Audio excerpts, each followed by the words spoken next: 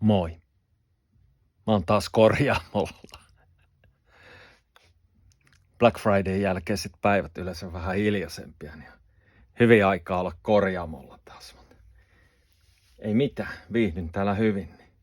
Näytän taas yhden jutun tässä, että välillä kysytään, että mitä korjaamista niissä valaisimissa on.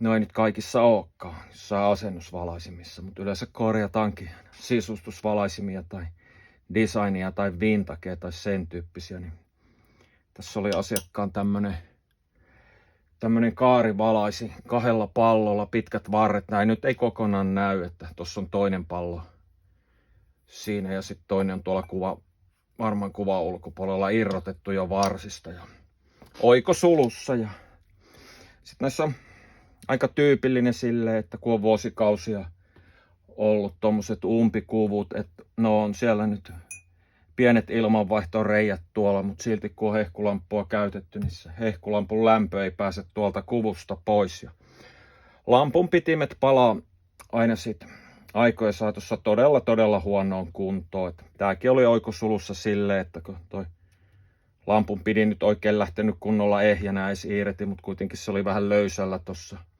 varressa kiinni ja sitten pyörinyt siinä ja sitten mä en tiedä näkyykö tää, ehkä tää näkyy.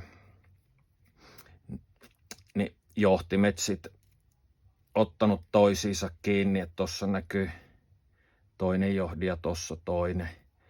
Sitten kun se on pyörinyt siinä, niin kaikki eristeet palannut jo aikoja sitten pois, niin lopulta johtimet ottanut toisiinsa kiinni ja valaisi oikosulussa ja sulake palannut. Onneksi eristettä oli sen verran jäljellä, ettei ollut osunut tuohon metallirunkoon. Et riippuen vähän sulaketyypistä sit ja tilanteestakin, niin siitä olisi voinut saada sähköisku. Mut ihan tämmönen tyypillinen.